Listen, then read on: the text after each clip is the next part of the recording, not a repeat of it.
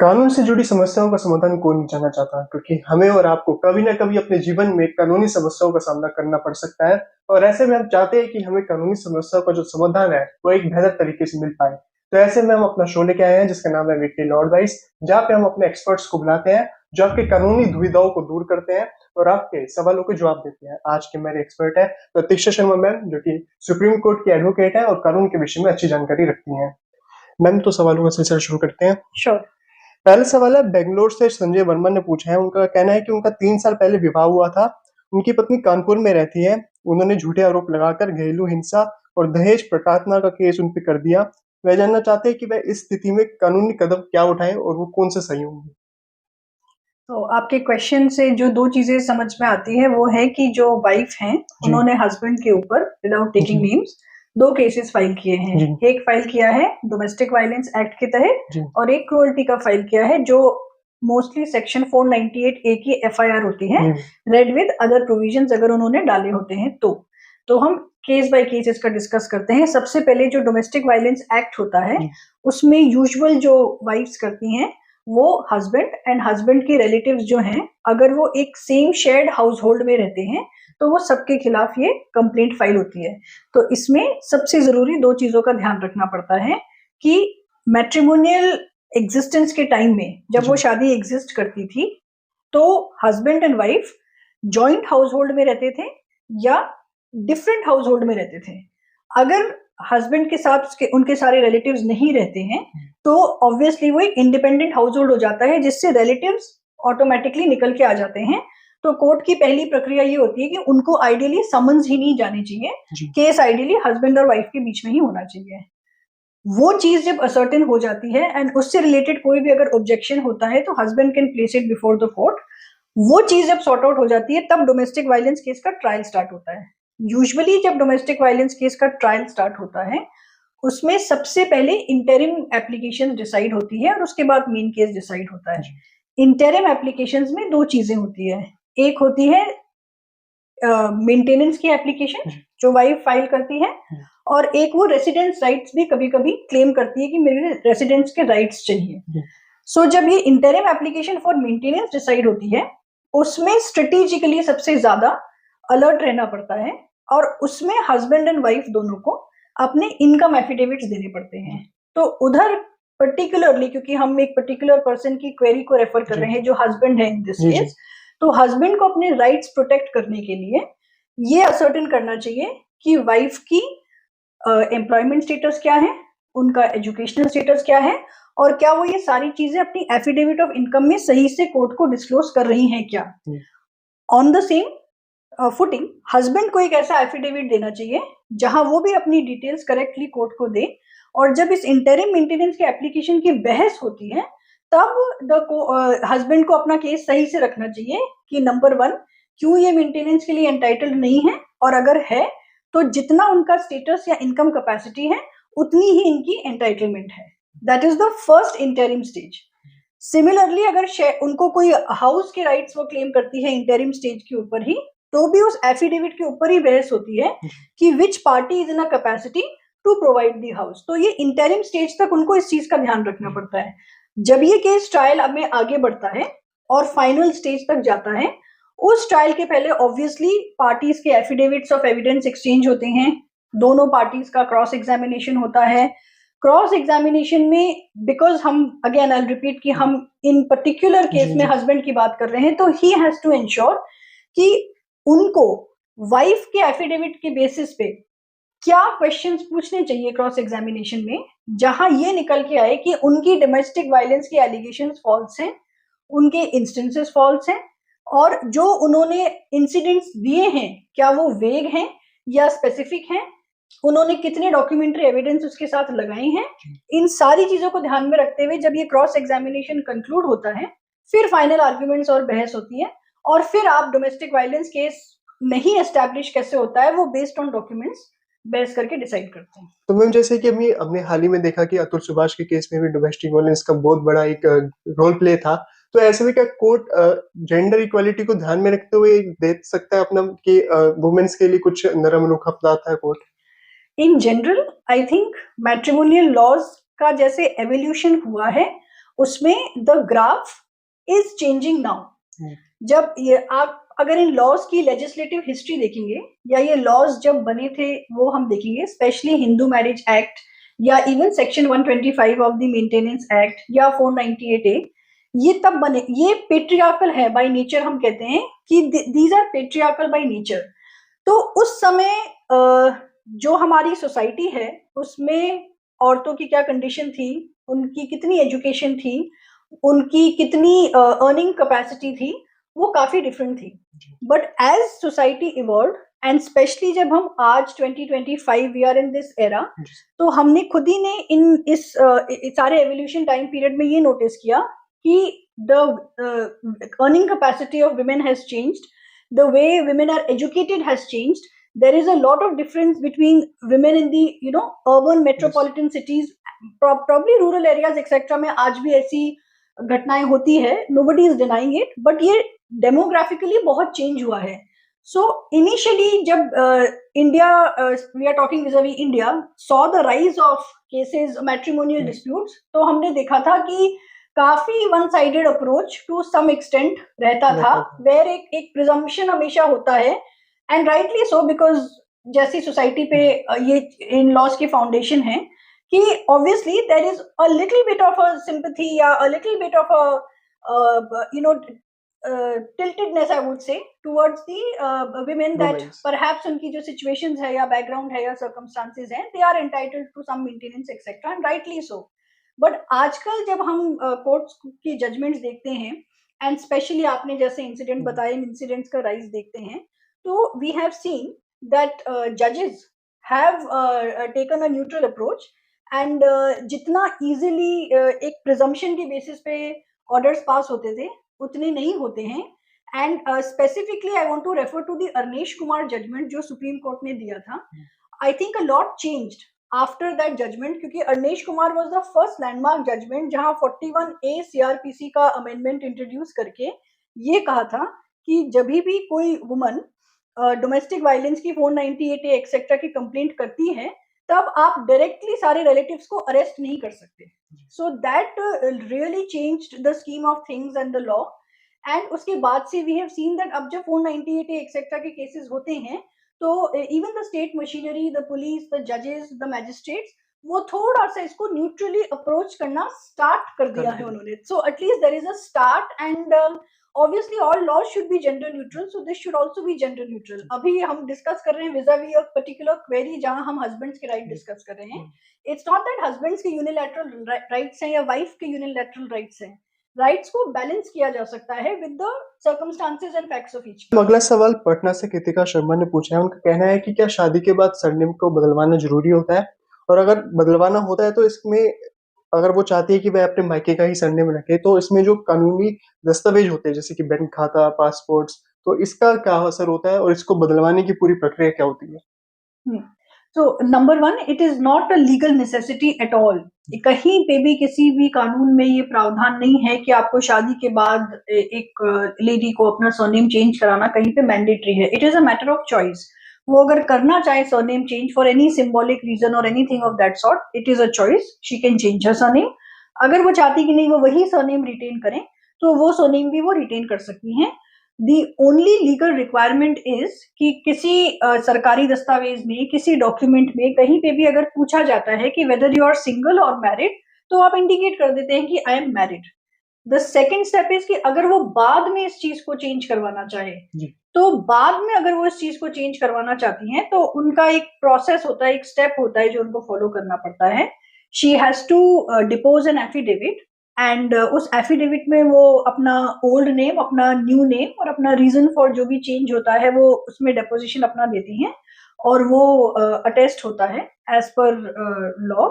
And once that affidavit is attested, उसके बाद वो एक न्यूज़पेपर में पब्लिकेशन दे सकती हैं। इट्स अ पब्लिक नोटिस, एक लोकल इंग्लिश और हिंदी डेली न्यूज़पेपर में कि I have change my name from so and so to so and so. And once जब वो न्यूज़पेपर का भी पब्लिकेशन हो जाता है then she can give an application कि वो ऑफिशियल गजेट नोटिफिकेशन इसका निकलता है। गजेट नोटिफिकेशन जो गवर्नमेंट एम्प्लॉइज अगर ये चीज करते हैं तो उनके लिए मैंडेटरी होता है. But if you are not a government servant then this gazette notification is just as a matter of caution कि आप चाहें तो सेफ्टी के लिए उसको to complete the entire process and give it completion आप कर सकते हैं. So you can do it at any stage and your documentation has to be correct. और जिन पब्लिक डॉक्यूमेंट्स में आप को मैंडेटरी होता है बताना वेदर यू आर सिंगल और मैरिड, वो आप बता सकते हैं विथ और without changing your name. So that is not a legal necessity. Okay. The core question कि legal necessity है क्या? It is not mandatory for a woman to change her title after her marriage. Ma'am अगला सवाल हैदराबाद से रंजन जानना चाहते हैं. उनका कहना है कि उनकी पत्नी ने तलाक लिए बिना दूसरी शादी कर ली और उनका एक 8 साल का बच्चा भी है जिसकी कस्टडी भी उनके पास नहीं है. तो वो जानना चाहते हैं कि इस कस्टडी को वो कैसे ले सकते हैं और क्या वो कानूनी आधार बना सकते हैं जिसके तहत वे अपनी पत्नी पर केस कर सके. हाँ, डेफिनेटली दोनों चीजों का ही केस लीगली मेंटेनेबल है. फर्स्टली द फैक्ट दैट उन्होंने अपनी पहली शादी की एग्जिस्टेंस के बावजूद दूसरी शादी करी है, तो जो सेकंड मैरिज है वो वॉइड है, assuming this is governed bye Hindu marriage act. तो ये वॉइड है सेकंड मैरिज, क्योंकि ना हिंदू मैरिज एक्ट में ना कहीं पे भी प्रावधान है कि during the subsistence of the first marriage आप दूसरी शादी नहीं कर सकते. Rather this is a punishable offence. IPC के सेक्शंस में दिस इज बाइगैमी के ऑफेंस में आता है ये. तो if he files a complaint then obviously इसका ट्रायल चलेगा and if it is proved then she will be prosecuted for the offense of bigamy. and second obviously child custody involved है, क्योंकि तो child custody जो again in Hindu marriages is governed under the Guardianship and Wards Act. तो उस act में ये custody की application file कर सकते हैं कि ऑल्दो जो चाइल्ड की कस्टडी है उसका लार्जर जो प्रोविजन ऑफ लॉ है वो ये है कि the interest of the child, the welfare of the child and the age of the child etcetera will be considered. तो उसमें अगर ये वाइफ का in any which way adverse influence draw करवाना चाहते हैं on her conduct of indulging in a criminal offence, तो आप उस एस्पेक्ट को दिखाते हुए कोर्ट को ये बता सकते हैं कि ऐसे कंडक्ट की मदर चाइल्ड के अपब्रिंगिंग के लिए, specially because he is 8 years of age, तो चाइल्ड के अपब्रिंगिंग के लिए whether she is it is appropriate to leave the child in her custody. And second whether without the father and having a different father from a different marriage because वो second marriage में है, वो child के progress and upbringing के लिए कितना appropriate है, ये grounds दिखाते हुए वो कोर्ट में फादर कस्टडी के लिए एप्लीकेशन फाइल कर सकता है कि although she is engaged in a different marriage now and उसका सेपरेट एक प्रोसिक्यूशन चल रहा है, but child should be given to मी.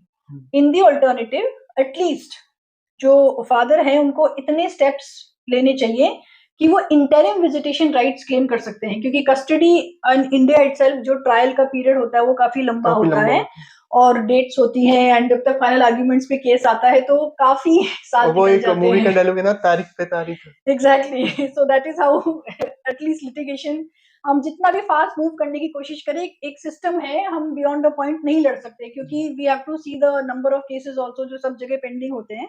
तो क्योंकि ट्रायल इतना लंबा चलता है तो interim everything in India specially in litigation आपकी सारी जो फाइट होती है वो इंटरिम स्टेज की बहुत सही होनी चाहिए, क्योंकि आप स्ट्रेटेजिकली बहुत एडवांस रहते हैं, स्ट्रेटेजिकली आप फ्रंट फुट पे रहते हैं.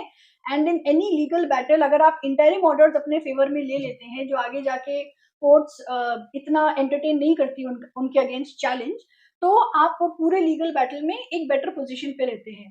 तो in the interim stage the father in this case can tell the court that even if the custody petition is going to go on for a long time and trial लंबा चलेगा, interim stage पे मुझे child के visitation rights चाहिए, मुझे उसके vacation पे 50% right चाहिए, मुझे वीकेंड पे उसके विजिटेशन के लिए टू नो कि वो कैसे कर रहा है, उनकी स्कूलिंग कैसे है, उनकी प्रोग्रेस कैसे है. तो I should get the opportunity and chance to spend time and be with the child. So these measures he should take immediately. Ma'am जैसे इसमें जैसे इसी अगर हम केस की बात करें तो उनकी जो वाइफ का है वो किसी और के साथ अफेयर चल रहा है या उनकी शादी हो गई किसी और के साथ, और जो उनके फादर है वो ऑब्वियसली वर्क तो करते होंगे, ऑफिस जाते होंगे, तो ऐसे में कोर्ट ये कैसे डिसाइड करेगा कि जो चाइल्ड है उसकी अपब्रिंगिंग के लिए वो किसको मतलब या किसी एनजीओ को दे सकता है कि दोनों के पास अब ना वो फोकस कर पाएंगे सही से, ना वो फोकस कर पाएंगे। तो ऐसे में कोई एनजीओ को भी दे सकते हैं कि जैसे आई थिंक ये हमेशा custody visitation in the facts and circumstances of each case decide होती है। आई थिंक जब दोनों पेरेंट्स हैं तो एनजीओ को चाइल्ड हैंडओवर कोर्ट बहुत ही एक्सेप्शनल या रेयर सर्कमस्टांस में करेगा। आजकल even courts are aware that custodial parent जो भी हो, मदर या father, they are working and they both have their own jobs and careers, but जो वेलफेयर ऑफ द चाइल्ड है that has to be of paramount importance. इसीलिए specially custody and visitation के cases में usually जो child है उसको जजेस अपनी चेंबर में बुलाते हैं एंड चाइल्ड से खुद इंटरेक्शन करते हैं। तो चाइल्ड की जो प्रेजेंट अपब्रिंगिंग होती है, चाइल्ड फादर से कितना अटैच्ड है, चाइल्ड मदर से कितना अटैच्ड है, child he's the most honest witness and he's the most honest person and he will not be manipulative और वो facts को twist नहीं करेगा। वो बहुत clearly अपनी position बता देता है कि मेरी मदर से मेरे इतना attachment है, मेरी फादर से इतना है। तो जब जजेस को इंटरनली वो चीज समझ में आ जाती है तो वो अपने ऑब्जर्वेशंस ऑर्डर में रिकॉर्ड करते हैं कि on a personal interaction with the child we feel that welfare of the child के लिए he is still associated with his father. तो वो फादर के साथ रहे तो चाइल्ड के अपब्रिंगिंग एक्सेट्रा के लिए this is a good step, this is a good move. तो ये सारे सर्कमस्टांसेस कंसिडर करते हुए कोर्ट्स ऑर्डर पास करती हैं। एंड फिर भी अगर जजेस को लगे या फ्रॉम द एविडेंस जो कोर्ट के सामने आता है उससे ये आता है कि in an exceptional circumstance the mother and the father are both not fit, तो second stage probably grand parents तक जाती है। एंड ग्रैंड पेरेंट्स तक भी नहीं जाए then court will appoint an external guardian or an external authority to take care of the child. हम अगला सवाल पुणे से खुशी जी ने पूछा। उनका कहना है कि उनके पास एक अपार्टमेंट है जो कि नासिक में है और वो खुद किसी और शहर में रहते हैं किसी कारणवश, तो वो उस अपार्टमेंट की देखरेख सही से नहीं कर पाती, जिसके लिए उन्होंने एक एजेंट को रखा हुआ है जो कि उसकी देखरेख करता है और रेंट एग्रीमेंट को बना के देता है। तो वह जानना चाहती है कि वो रेंट एग्रीमेंट में कौन कौन से मुख्य जो बिंदु होते हैं कानूनी रूप से जिसको वो उसमें लिखवाए ताकि उनकी संपत्ति का जो अधिकार है वो सुरक्षित रहे। राइट, तो नंबर वन, ये रेंट अग्रीमेंट बनाना और अगले ब्रोकर्स पे टोटली डिपेंड करना, this just does become a problem. तो इसमें दो तीन चीजें जिनका आपको बहुत स्ट्रिक्ट ध्यान रखना पड़ता है। नंबर वन, जो लीगल डॉक्यूमेंटेशन आप तैयार करते हैं किसी भी रेंट अग्रीमेंट को एंटर करने के लिए, उसमें आपको आइडेंटिफाई करना पड़ता है कि ये आप लीव एंड लाइसेंस एग्रीमेंट बना रहे हैं, रेंट एग्रीमेंट बना रहे हैं। वो नॉमेनक्लेचर आपको बहुत क्लियरली डिसाइड करना पड़ता है। From the question it is appearing that इनका एक रेसिडेंशियल कॉम्प्लेक्स है, तो ये कमर्शियल कॉम्प्लेक्स है भी नहीं है, रेसिडेंशियल कॉम्प्लेक्सेस के रेंट अग्रीमेंट से गवर्न है। तो अगर ये 12-11 मंथ्स के लिए देती हैं, जो लीज एंड लाइसेंस एग्रीमेंट होता है वो 11 मंथ्स का होता है जो आप बनाते हैं उसमें आपको। एंड आप आई थिंक ब्रोकर की सर्विसेज उसमें एंगेज करते हैं। तो for the sake of abundant question, और अगर आपको टोटली सिक्योर रहना है तो ये ब्रोकर की सर्विसेज आपको जो रिकॉग्नाइज्ड वेबसाइट्स ऑफर करती हैं या जो रिकॉग्नाइज्ड एक सिस्टम चलता है, आप अगर उस पे जाती हैं तो it is always more safe and secure, क्योंकि इन जनरल ब्रोकर्स का जो सिस्टम है वो एक अनऑर्गेनाइज्ड तरीके से एक इंडिविजुअल करते हैं, उसका कोई ऑर्गेनाइज्ड या रिकॉग्नाइज्ड सेटअप नहीं होता कि इट्स एन ऑनलाइन थिंग या इनका एक एस्टैब्लिश्ड बिजनेस है। नॉर्मल ब्रोकर्स वैसे ही ऑपरेट करते हैं। बट अगर आपका वो ब्रोकर ट्रस्टवर्दी है एंड वो नेटवर्क वहां का आपका ट्रस्टवर्दी है और आप उस ब्रोकर के थ्रू भी जाना चाहते हैं तो आपका डॉक्यूमेंटेशन बहुत सिक्योर रहना चाहिए। और डॉक्यूमेंटेशन जो है it should be very clear. जहां पे आपकी जो टेनेंट है प्रोस्पेक्टिव, उनका एंटायर डिटेल्स, उनके Aadhaar card, pan card, government document से कोऑपरेट होना चाहिए। आपका टाइम पीरियड उस पर बिल्कुल स्ट्रिक्टली स्पेसिफाई होना चाहिए। आप जो सिक्योरिटी डिपॉजिट दे रहे हैं वो क्लॉज में आना चाहिए क्लियरली।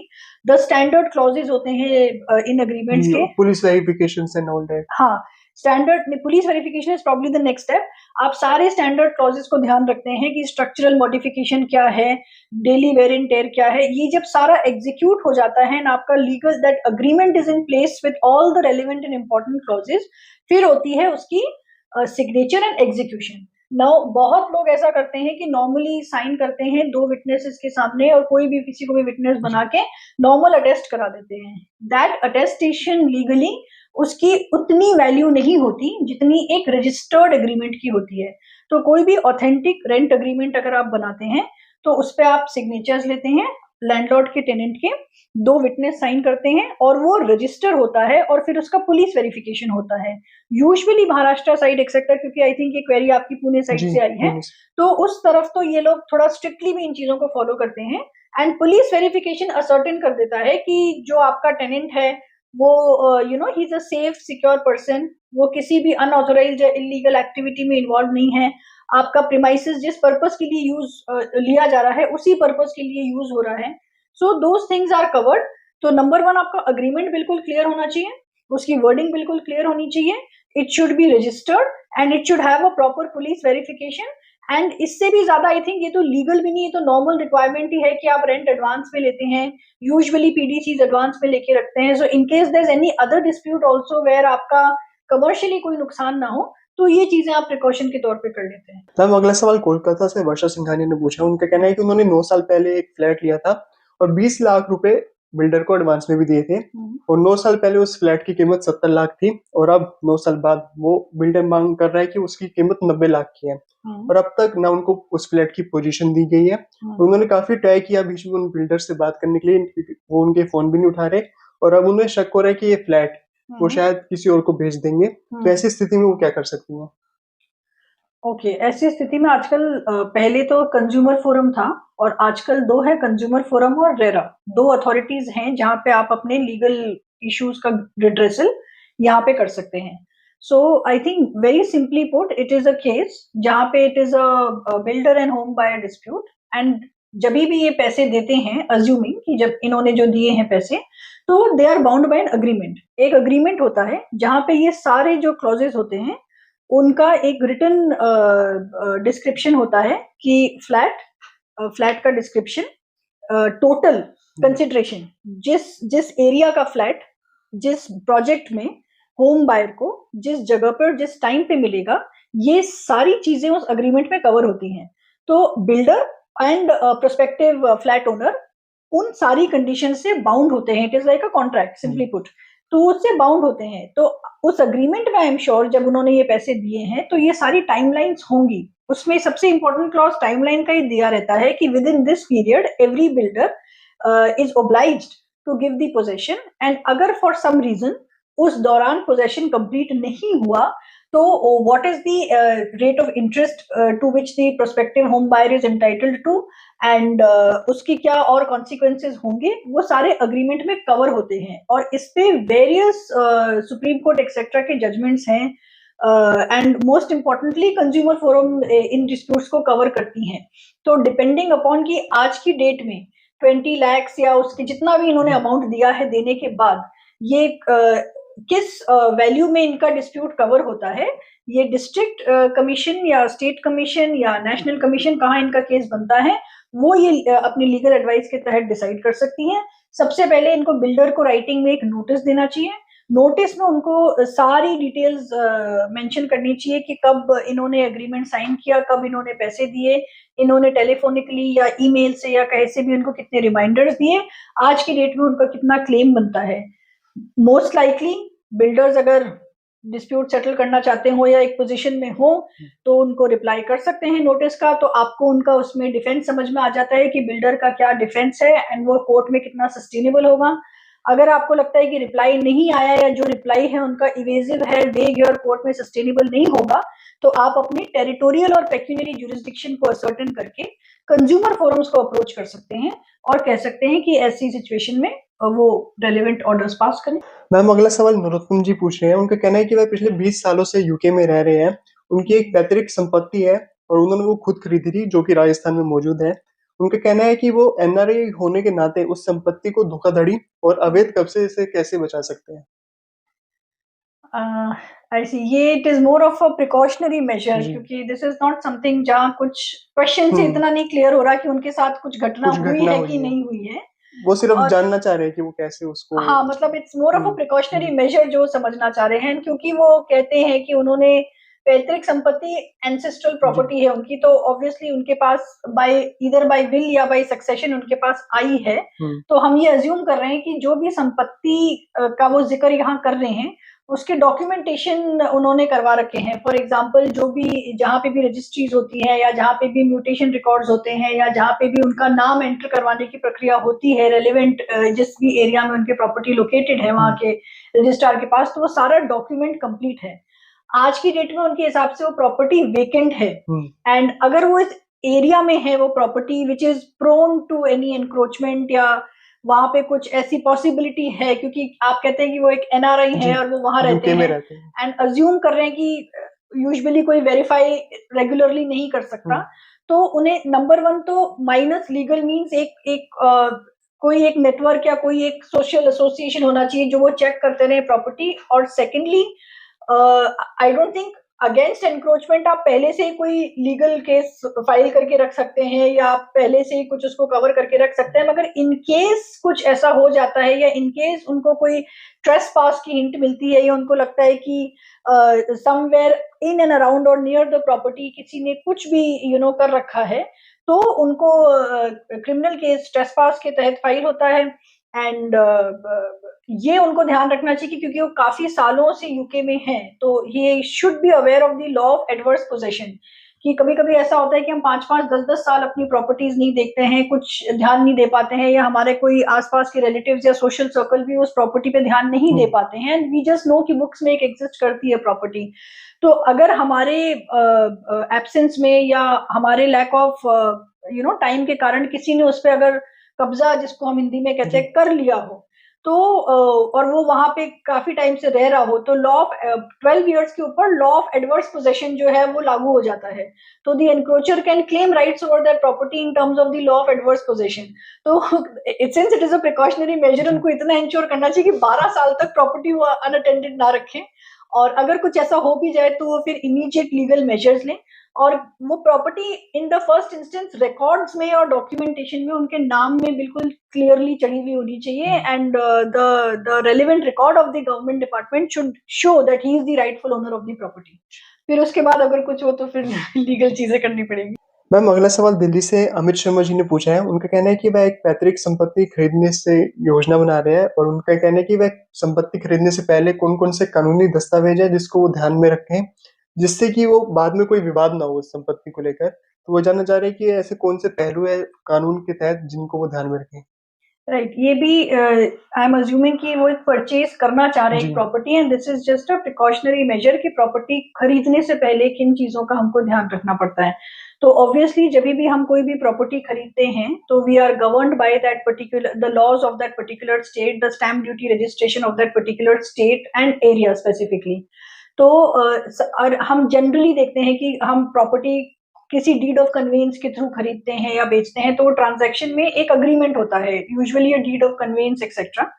उसमें एक क्लॉज हमेशा रहता है कि this property is free from all encumbrances. वहां पे it is the duty of the seller of the property कि वो सिग्नेटरी है क्योंकि वो उस डीड ऑफ कन्वेंस में, फॉर एग्जांपल अगर एक property through deed of conveyance exchange हो रही है जहां सेल कंसिडरेशन एक्सेट्रा सब मेंशन्ड है, तो इट इज हिज ड्यूटी कि वो क्लॉज लिखता है उसमें कि फ्री होल्ड करवाना पड़ता है उसको पहले प्रॉपर्टी को। हाँ, lease hold free hold is the first step जो आप, आई एम अज्यूमिंग कि वो जब असर्टेन हो जाए और आपके बीच में फाइनल हो जाए कि this property is now being sold और एक ट्रांजैक्शन जो हो रहा है, it is the two parties are entering into that transaction, तो ही हैज टू असर्टेन कि वो प्रॉपर्टी लिटिगेशन से, किसी भी कोर्ट के ऑर्डर से, किसी भी चीज से वो फ्री है।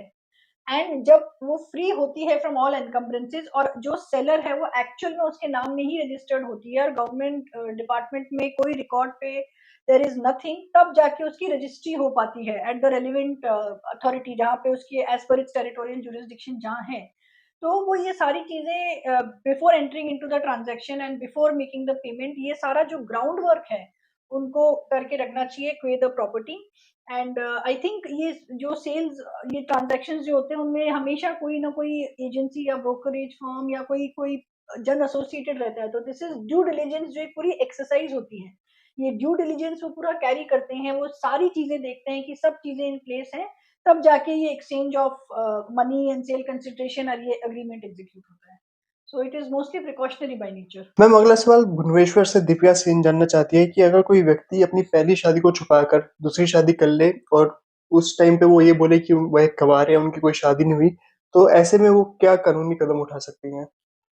ये तो clear case of cheating and fraud है। हम्म। तो अगर पहली शादी को knowingly conceal obviously in the circumstances किया गया है, तो she can definitely approach the relevant police station and file an FIR and a complaint for cheating and fraud and ये cognizable offense है, तो state machinery है वो उनका और कार्रवाई करेगी इनके और जो आगे। मैम दूसरी शादी है, क्या वो कानूनी रूप से वैध मान वो जाएगी? वॉइड है, द सेकेंड मैरिज वॉइड होगी क्योंकि Hindu marriage act, I am again assuming, या जो भी मैरिज एक्ट से गवर्नड है, तो उसमें तो ये प्रोविजन है जो ये कहता है कि during the subsistence of a marriage अगर एक सेकेंड मैरिज होती है तो सेकेंड मैरिज इज वॉइड एब इनिशियो, वो लीगली वैलिड मैरिज मानी ही नहीं जाएगी। तो उन्होंने जो भी सेकेंड मैरिज करने के बाद जो भी इनके राइट्स को वायलेट किया है और इन एनी विच वे इनका अनड्यू एडवांटेज लेने की कोशिश करी है, तो इन सब चीजों की जो केसेस हैं ये रेलिवेंट कोर्ट्स में फाइल करेंगे, उसका डैमेज क्लेम करेंगे, उनका क्रिमिनल केसेस फाइल करेंगे। So he should be brought to the notice of the state machinery। Ma'am अगला सवाल चेन्नई से अरुण प्रकाश जानना चाहते हैं कि उनके खिलाफ एक चीटिंग के आरोप में एफआईआर दर्ज की गई थी और उन्हें चेन्नई के ही सेशन कोर्ट से अग्रिम जमानत भी मिल चुकी है। तो वह जानना चाहते हैं कि वह एक प्राइवेट कंपनी में जॉब करते हैं, इसके बाद वह नियमित रूप से क्या कोर्ट में पेश उनको होना पड़ेगा जमानत मिलने के बाद? हाँ, जब एंटीसिपेटरी बेल की एप्लीकेशन उन्होंने फाइल करी है कोर्ट में, तो जब तक कोर्ट में हियरिंग होती है इन अ क्रिमिनल केस, हमेशा एक्यूज को कोर्ट में प्रेजेंट रहना पड़ता है, नहीं तो एग्जेम्पशन की एप्लीकेशन जाती है। अगर कोर्ट से एप्लीकेशन डिसाइड हो चुकी है और उनको इंटरिम प्रोटेक्शन मिल चुका है और कोर्ट ने एंटीसिपेटरी बेल उनको ऑलरेडी ग्रांट कर दी है, तब उनको तब पुलिस स्टेशन जाना पड़ेगा जब जब इन्वेस्टिगेटिंग ऑफिसर जो कंसर्न है वो उनको समन करता है। कोर्ट की हियरिंग में उनको तभी तक जाना पड़ता है जब कोर्ट में पेशी पेंडिंग होती है, और अगर वो नहीं भी जाते हैं कोर्ट में तो उनके एडवोकेट उनके बिहाफ पे एक एग्जाम्शन की एप्लीकेशन फाइल कर सकते हैं। तो कोर्ट हियरिंग अटेंड करना, एंटीसिपेटरी बेल की court hearing, it's not mandatory. इन्होंने ये भी लिखा है क्या, जैसे कि आपने बताया कि उनको पुलिस जांच में भी सहयोग करना पड़ेगा, तो वो यही हाँ, पूछना चाह रहे हैं कि उनको पुलिस जांच में भी सहयोग करना पड़ेगा? ये तो मैंडेटरी कंडीशन होती है। जब भी कोर्ट कोई एंटीसिपेटरी बेल ग्रांट करती है तो it is assumed and a very valid condition कि एंटीसिपेटरी बेल आपको तभी ग्रांट होगी जब आप ये अंडरटेक करते हैं कि आप पुलिस के साथ इन्वेस्टिगेशन के दौरान पूरा कोऑपरेट करेंगे। दैट कोऑपरेशन इंक्लूड्स कि जब भी आपको समन इश्यू होगा, जब भी आपको पुलिस बुलाएगी किसी भी जांच पड़ताल, स्टेटमेंट या कुछ भी रिकॉर्ड करने के लिए, आप पुलिस के सामने पेश होंगे, आप जाएंगे और अपना स्टेटमेंट एक्सेट्रा रिकॉर्ड करवाएंगे। सो एंटीसिपेटरी बेल का ये मतलब नहीं है कि आपको इन्वेस्टिगेशन से नॉन पार्टिसिपेशन का फ्री टिकट मिल जाता है और something of that sort. Anticipatory bail very simply as the name suggest just means that police आपको अरेस्ट नहीं कर सकती है during the time of investigation या during the time of recording your statement without the permission of the court. जैसे कि उन्होंने बताया कि वह एक प्राइवेट कंपनी में जॉब करते हैं, तो वो राइट। जानना चाह रहे थे कि इससे उनकी नौकरी पे भी कोई असर पड़ेगा क्या? नहीं, यूजुअली जो गवर्नमेंट एम्प्लॉयज होते हैं उनके अगेंस्ट अगर कोई क्रिमिनल केस इनिशिएट होता है तो then they have to inform the their relevant authority, appointing authority, की उनके अगेंस्ट में हुआ है या चीज उनके सामने आती है, और वो पर्टिकुलर सर्विस रूल्स से गवर्न होते हैं जहां आता है कि अगर आपके अगेंस्ट कोई क्रिमिनल केस पेंडिंग है तो what is the result of that, उसमें आप अगर कन्विक्ट हो जाते हैं तो what is the result of that, acquit हो जाते हैं तो what is the result of that. But क्योंकि एक प्राइवेट जॉब कर रहे हैं तो depending upon the nature of his job and depending upon कि इनको उस जॉब से कितनी लीव्स लेनी पड़ेगी to attend the investigation. Now obviously इसमें क्या एफआईआर के कंटेंट्स हैं इनके अगेंस्ट, वो it's a very broad issue, उस क्वेश्चन में कवर्ड नहीं है। बट अगर एक नॉर्मल सा एक उनको गलत तरीके से फंसाया गया है या अक्यूज बनाया गया है तो perhaps before the filing of the chargesheet इनको जो भी पुलिस के सामने जाके अपने बयान रिकॉर्ड करवाना है या इन्वेस्टिगेशन में पार्टिसिपेट करना है, तो to give that information to his employer for the sake of transparency कि ऐसी एक एफआईआर है जहां मुझे पुलिस के साथ कोऑपरेट करने के लिए मुझे जाना है, तो वो फॉर ट्रांसपेरेंसी अपने एम्प्लॉयर को बताना उचित समझे तो he can inform his employer. उनसे उससे ये बेनिफिट रहेगा कि इनके एंटीसिपेटरी बेल की कंडीशंस वायलेट नहीं होंगे, वो नॉर्मल इन्वेस्टिगेशन में कोऑपरेट कर सकेंगे, पार्टिसिपेट कर सकेंगे।